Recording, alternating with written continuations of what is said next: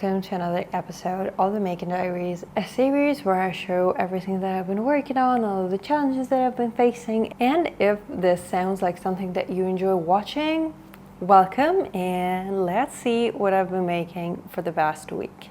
So I think I mentioned last time that I will be working on mainly gloves, and this is what I actually did. So last time we have taken a look at this glove that I've made, and as you can see, it has lost the thumb because I ran out of yarn and I needed some more for another iteration of the same glove.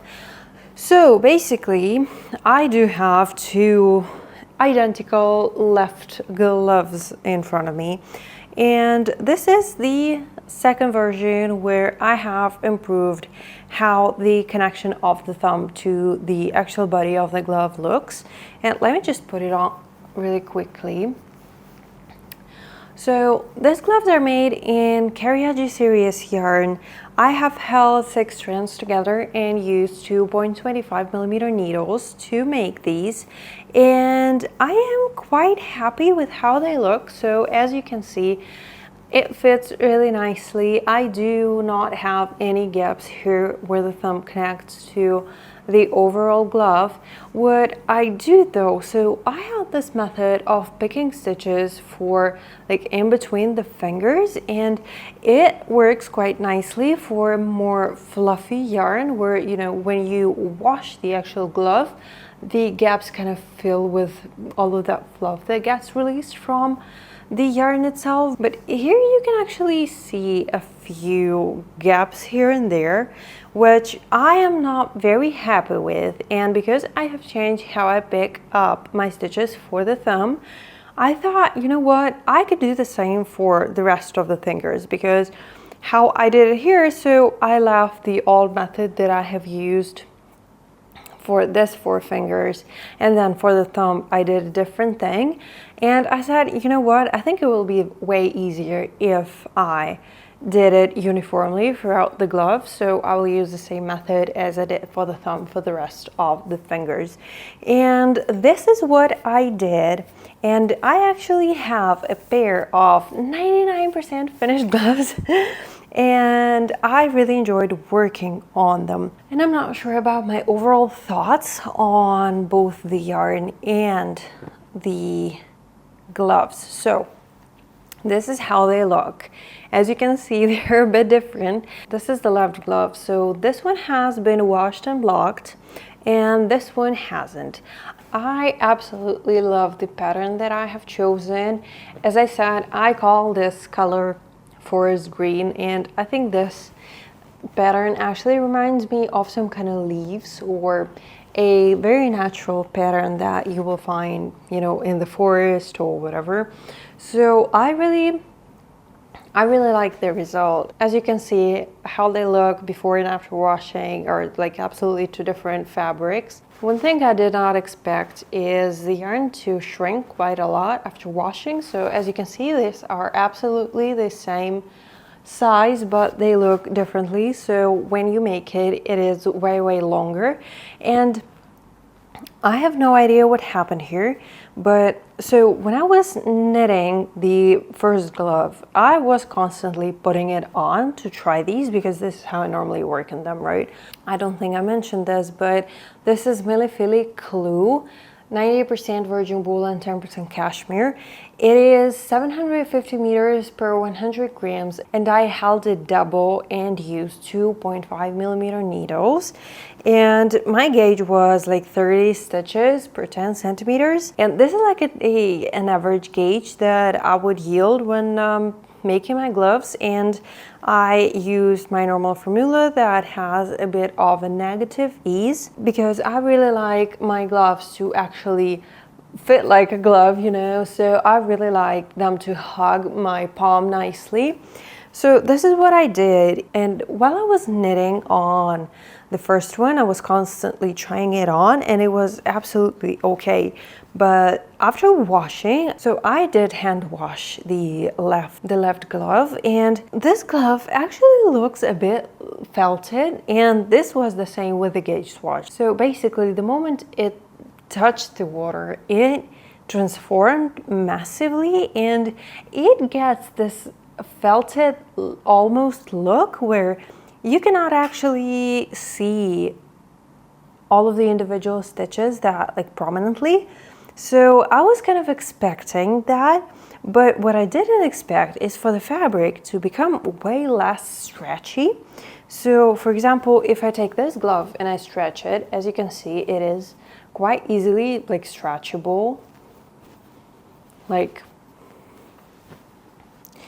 But if I take this one is a bit harder to stretch. So I'm not sure, maybe the fluff that it releases kind of bounce those stitches and you cannot stretch the fabric as easily. So the thing is, the gloves fitted me perfectly before washing, and now I can put these on, and because the yarn shrunk a little bit, and yeah, as you can see, I'm struggling. So I can put it on. There we go. But because the fingers shrunk a little bit, I would really like to have some more length to the actual fingers. And it feels like it is, like I cannot put my hand in the fist that easily. So it is, I would say it is a size too small for me now that it has been washed. But the main thing here is that I have changed the method that I use to pick up the stitches in between the fingers, and I really like the result. I didn't get any holes. I did use the same method as I used here for the thumb. So this one I already knew is working perfectly, and this new method for working on the rest of the fingers, it looks okay. But the thing with this yarn is because it kind of felts when it is washed, you cannot actually see all of those gaps. So this yarn is really forgiving. And I do have some more of this yarn in a bit of a different shade of pink. And I think what I'm gonna do is I'm gonna repeat the same process. So new way of picking the stitches up for the thumb, and new way of picking my stitches in between the rest of the fingers. And I am gonna experiment with that with this Cariaggi series yarn. And yeah, I'm very excited to perfect my technique and to share it with you guys. So this is the update on my gloves. As you can see, I knitted a lot of these in the last week or so. So I'm gonna continue with that, and hopefully we'll share a tutorial with you so that you can make a pair for winter for yourself. That is it with the gloves. And I have another whip that I wanted to show you. This is my wide rib jumper that I have been talking about for so long. So right now, this is how it looks. I hope you can see it nicely. I got this weird creasing from the hanger, but I don't have it when I try it on. So this is how it looks so far. I decided to go for a saddle shoulder construction. This is a contiguous saddle shoulders. So I'm working on it as I would with a normal raglan construction. So I have started with this beautiful folded neckline, and I have actually filmed a tutorial, a very in-depth step-by-step tutorial from how to cast on the stitches, how you connect everything in the round, how you knit it, how you do this nice double knitted reinforcement at the base of the neckline. So you can find this masterclass on my channel. I will link it down below for you. So if you'd like to get the same beautiful, perfect folded neckline, I really recommend you check out the tutorial. And this is the only neckline I want to do from now on. So after I was done with my neckline, I did all of the shaping so that everything is nice and round. So as you can see, I have some shaping at the back. I did everything using short rows. So I do have some shaping at the back. Then I do have a difference in between my back and the front so that it sits nicely and does not choke you. So a nice rounded front. I absolutely love it, and this is the second saddle shoulder construction that I'm working on. And before, when I was working on my first jumper in saddle shoulder, one problem that I had is I was increasing for the body in every round. And what happened with that jumper is that I was increasing so fast the fabric of the body that I was getting some kind of weird like bubbles right here at like the shaping of my neckline. So I would get these bubbles that I could not get rid of with steaming, blocking, whatever. And I said, you know what, I'm just gonna try and increase it slowly. And as you can see, I got this really nice slope. I have actually started increasing for my sleeves. So this is how the jumper looks so far. I'm really loving it. So I did stem block it just a little bit so that it sits nicely, because before I did that it looked a bit weird, got all of that like folds and bubbles at the neckline, but now it looks absolutely beautiful. And this is knitted in Cariaggi series, the same yarn that I have used for these gloves here, but a different color. And I am also using 6 strands held together, and I'm knitting my body on 3.5mm needles. And let me say, after all of that cabling that I did for my previous jumper, I'm absolutely loving this stockinette project. Absolutely loving working on that. And I think I have worked on it for 2 days, I believe, and this is what I got. So this one goes really quickly. I'm absolutely loving it, and I'm hoping to get a really nice minimal classic jumper out of this yarn. But yeah, I'm very proud of the color and the neckline shaping. I think this is as close as I ever got to like that perfect shape. Yeah, this is a progress so far, and I am really enjoying working on this one. This is it for the update so far. I'm gonna continue working on my jumper. I'm gonna continue perfecting my gloves, and I will see you when I have more updates. As you know, I'm traveling this month, and actually over the years I have been moving a lot and taking knitting with me. And I think over this time that I've been knitting, I have collected a really essential kit that I need for all of my knitting projects. And you know, I could not have in stash millions and millions of knitting needles, different producers. I need everything to work together nicely and to have a basic kit that I can just take anywhere with me, and I know that I can finish any project that I have in mind. And I thought I would just do a quick review of everything that I have on me now that I'm traveling for a month. And this is like 95% of what I actually own knitting wise.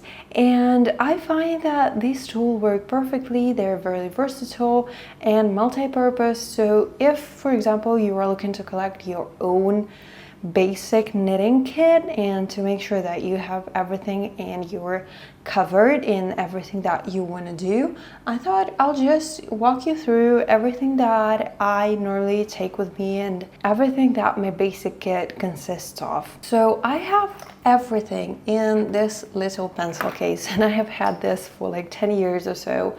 It was used as a pencil case before, but I found it worked perfectly for all of my essential knitting supplies. So as you can see, I have a main compartment here and then a really small compartment here on the side. So basically this pouch fits all of my knitting supplies. The only things that I keep out of it are my fixed circular needles. And let's start with these. I have actually 4 pairs of these knitting needles, but 2 of them I have in an actual project that I'm working on right now, so I can only show you 2. These are ChiaoGoo red lace circular needles. These are 80 centimeters, and I find this to be perfect for knitting socks one sock at a time using magic loop technique. I do all of my ribbings, for example, that require smaller needle sizes.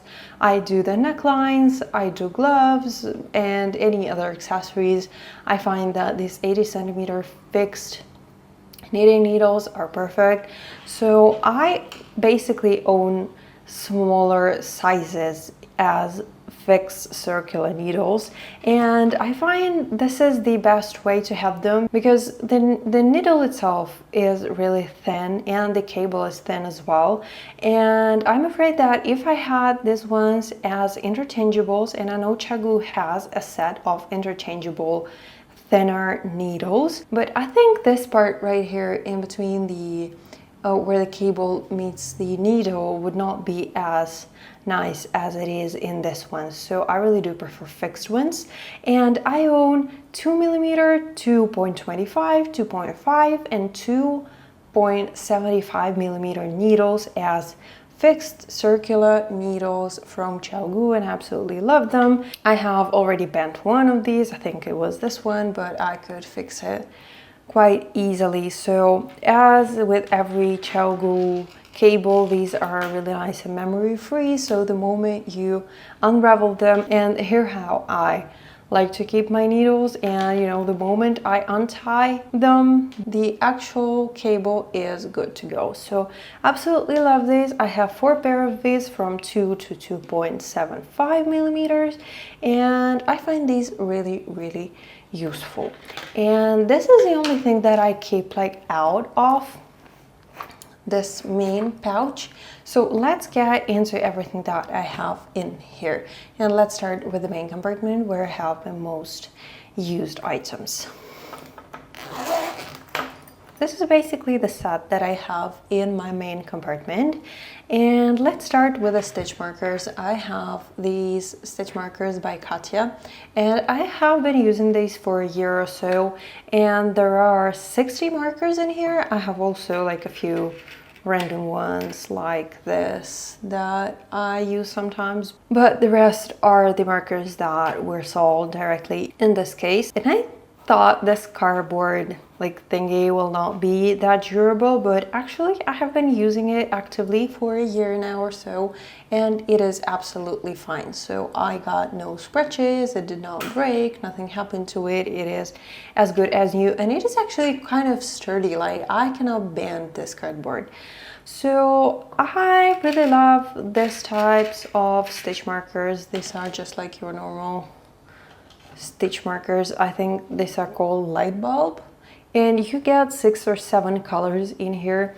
And I was kind of hesitant to get these because yes, they look beautiful and vibrant, but I thought, you know what, I will probably use this for a few times and the paint will start to kind of peel off. But I have washed projects with the stitch markers on them. I have steam ironed them and nothing happened with like any of this. So these look as if I just bought them. So this turned out to be very durable. Absolutely love these. And these are basically the only stitch markers that I use in my projects.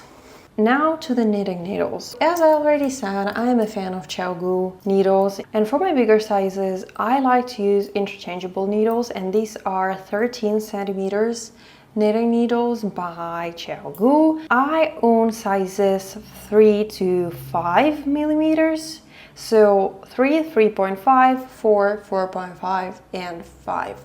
And I find I don't need any other sizes for the projects that I'm working on. And the best thing about this ones is that all of these sizes do require the same cable size. So the thing with CHAGU knitting needles, if you go lower than 3 or 2.75 millimeters, you require smaller, finer cables, and if you go up to 5.56, that's a different set of cables as well. And for all of these sizes, I can use basically the same size cables. I don't see the point of owning like 0.25 needles, like 3.25, 375. I think that's too small of a difference, and I don't want to basically double the number of my needles to have all of those sizes. So I find this set working really nicely for the projects that I'm normally working on, and my most used sizes are 3, 3.5, and 4. I'm rarely using 5mm needles or even 4.5. I really prefer more fine fabric, so these are the ones that I'm using.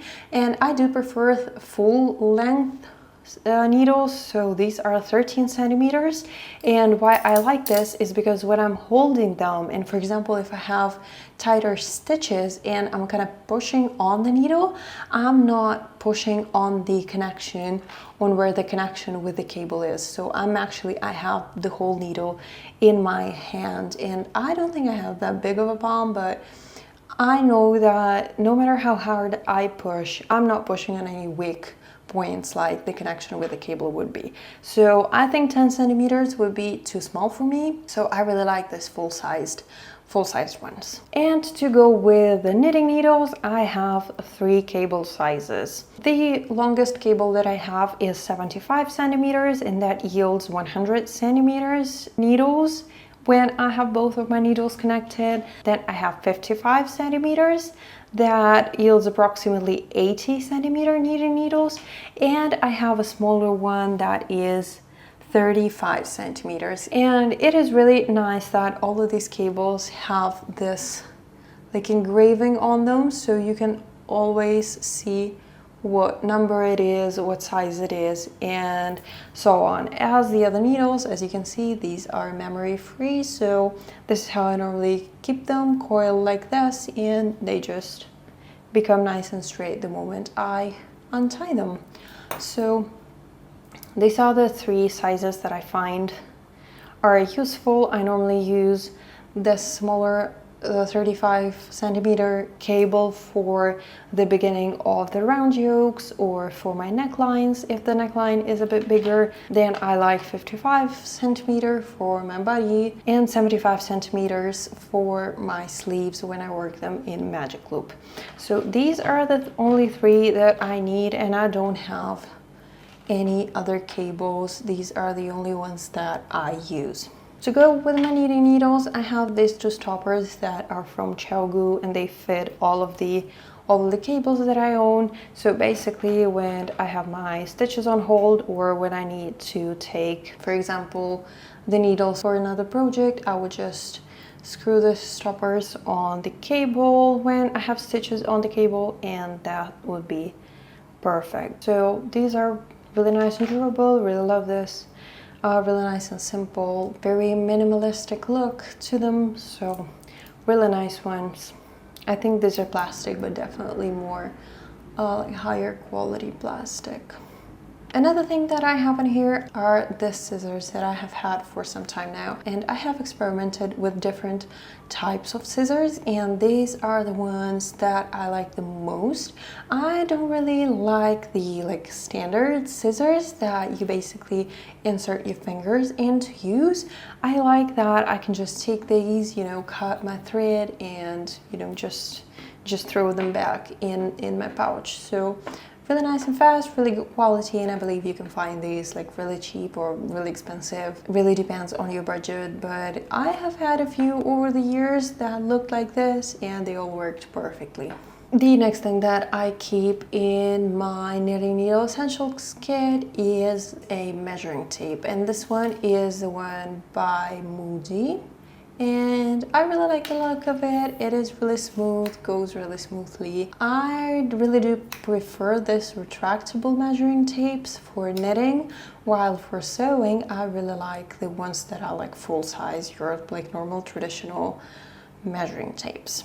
And the last 2 things is a crochet hook that I always keep in my essentials kit, and this is a really basic one. This one is 2mm crochet hook, and it does not have a handle, as you can see. Why I prefer this type of crochet hooks is I only use this for correcting mistakes or lifting stitches that I have, for example, lost. And where I really love this one is that I can lift my stitches on this side and then basically transfer the stitches directly to my knitting needles through the like whole length of it, that you cannot actually do with another type of crochet hooks. So I really like this fine one. I can use it for socks, for gloves, and for bigger projects. And this is the only crochet hook that I own. I don't own any other sizes, and I find this works perfectly for what I'm using it for. And the last thing here is this cable needle, and I had a set of two initially. One is the smaller one, and the other one I think was like 5mm thickness, but I really tend to use this smaller one much more. I don't do cables in very thick yarn. And this is a metal one, this is not a plastic one. I did own a plastic one before because I wanted to take a project on a plane with me, and I was afraid that I will not be able to take the metal one with me, and I didn't really like it, and it was a different shape. So if you have seen other cable needles, you might have seen the ones that are like square like this, and I do not really like this type of shape. I really like this triangular one because what I can do, so when I have stitches right here in the middle of the needle, I can just pull on the needle, and this allows me to pass my knitting needles through the stitches that are on my cable needle very easily. I find that the one with the square, like the square shaped one, is not that good at doing that. So absolutely love it. If you have been looking to buy a cable needle and don't know which shape to choose, do try this triangular one. I have found this to work great for me. And that's it for my main compartment. So now let's see what I have in the smaller compartment. So this is the contents of the smaller compartment that I have in my pouch, and this contains a key to fasten my CHAOGOO needles with. This basically helps my needles to stay in place no matter how hard I push in them, no matter how much I twist them. This really stay in place. Really great tool, comes together with the knitting needles when you purchase them separately.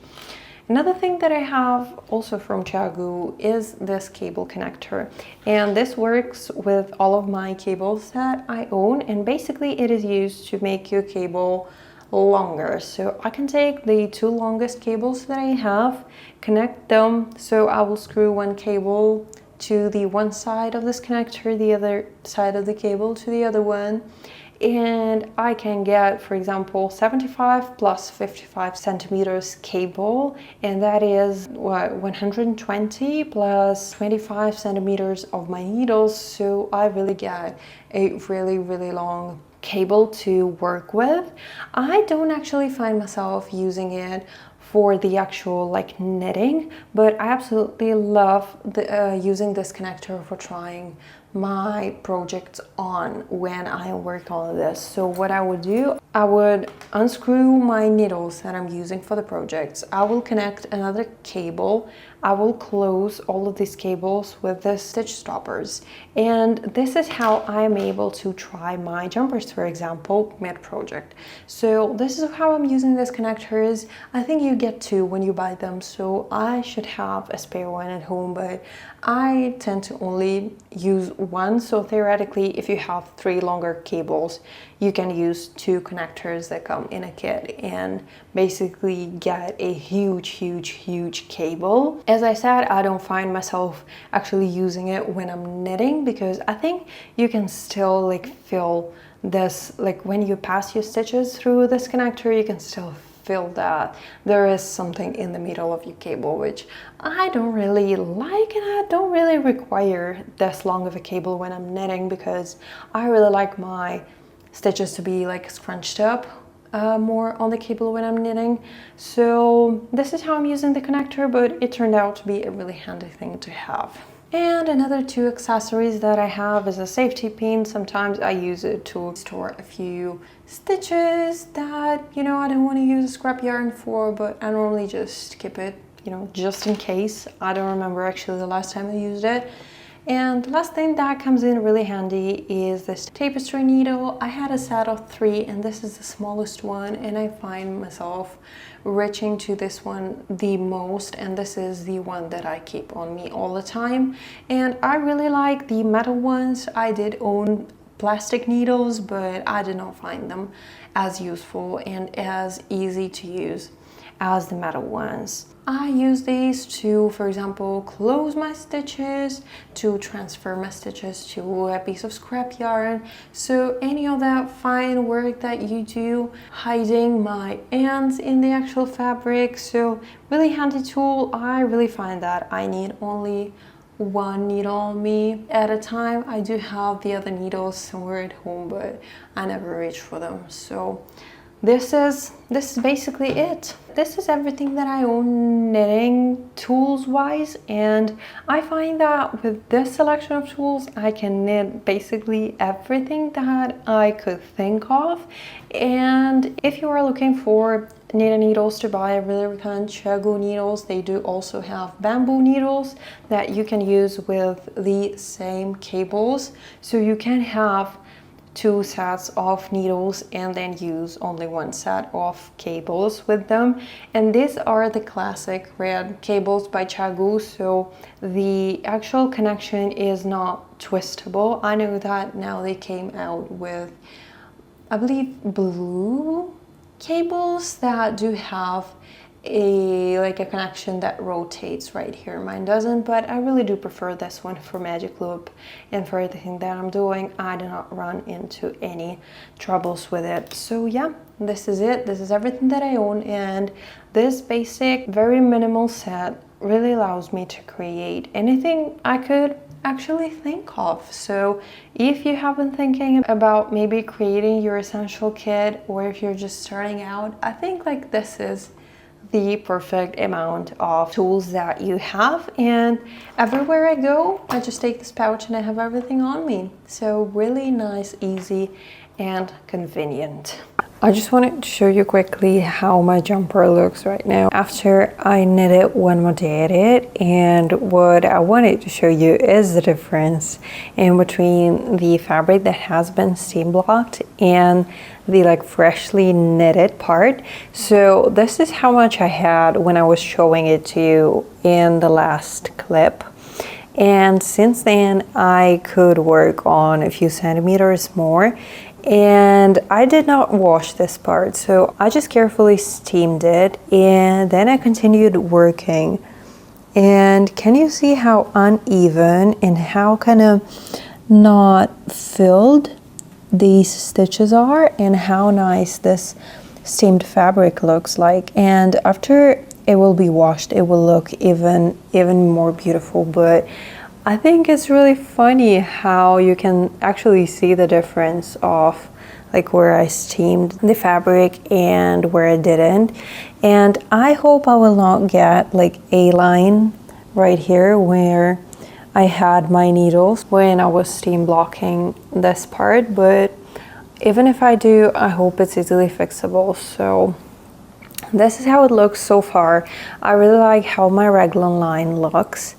So right now I'm basically at the moment where I'm gonna start increasing many stitches at the body so that my raglan line goes like this before my underarm.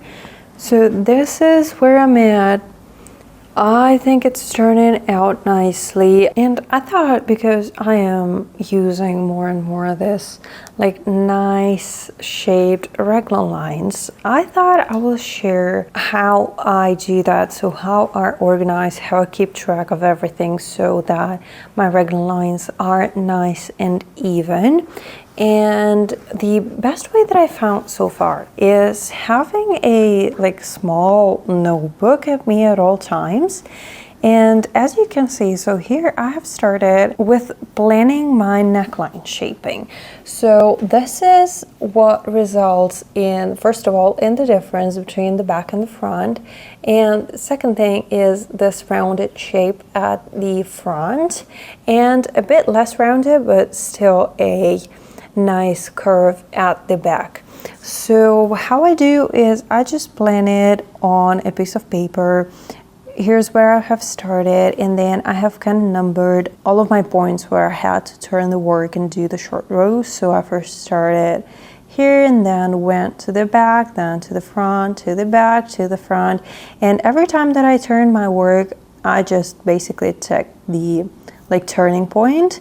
And when I had reached the end of it, I knew I was done and that everything is nicely made and everything is nicely shaped. As you can see, I have my raglan lines that I have marked. Why I love this method is because you do not need to decrease the amount of stitches at the back or at the front. Normally I believe it's in the back, because before I was doing the shaping a bit differently, and this meant that I was working one raglan line at a time, which basically meant that you are increasing for the back more than you're increasing for the front. I mean the raglan lines. But then I discovered this method and I think it works beautifully, and the best thing is it's really easy to calculate how you do everything, and it is really easy, especially if you are using a pattern right from the start, as I did for my cable jumper. And I really like the shaping that I did for the front and the difference that I got in between the front and the back. So really happy with it. This is how I kept track of it. And then I would just calculate all of the increases that I need to make for the body and for the sleeves. As you can see, I have B and S letters everywhere. So B basically means body increase and S is sleeve increase. And when I have both, I know I need to do both. Where I don't have anything, this is where I'm just knitting as I normally would.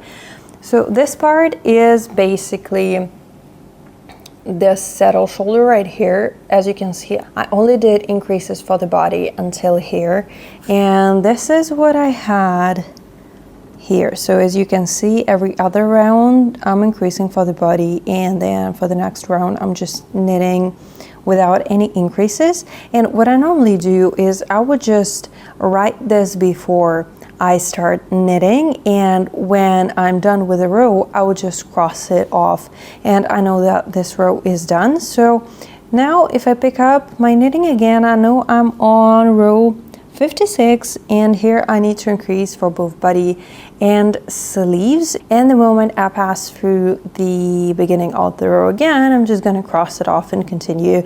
As you can see, I only have how many? 8 rows left, and I am increasing for the body in every round. And what this will basically mean is that my raglan line will curve towards my sleeve. So this is how I keep track of it. I have tried multiple ways of doing it, but when you are doing all of these irregular increases, so as you can see, first of all, I was not increasing for the body at all, just the sleeves. Then I've started increasing for the body every third round, then every second round, and now I'm gonna continue doing this in every round. And this is really complicated to keep track of otherwise for me. So this is how I like doing this. I have all of my rows already written out, and when I'm done with them, I'm just crossing them off. And this is how I've been doing it for the longest time. As you can see here, I have some draft calculations. Here I have probably some other projects that I've been working on.